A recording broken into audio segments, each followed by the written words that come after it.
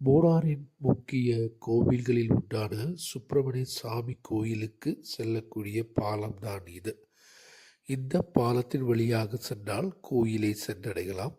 இந்த பாலத்திலிருந்து கன்னிமலை ஆறு சங்கமிக்கக்கூடிய இடத்தையும் பார்க்க இயலும்.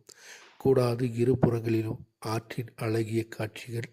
இதன் வழியாக பாயக்கூடிய தண்ணீரை பாருங்கள். கண்ணீரை போன்று மிகவும் தூய்மையாக உள்ளது. இந்த ஆறு மிகவும் தூய்மை நிறைந்ததாக இருக்கிறது.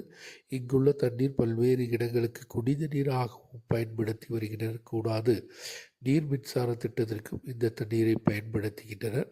இந்த ஆற்றிலிருந்து இருபுறம் காணக்கூடிய காட்சிகள் மிகவும் அழகு. கூடாது மூணாறின் முக்கிய மசூதியையும் இங்கிருந்து பார்க்க இயலும்.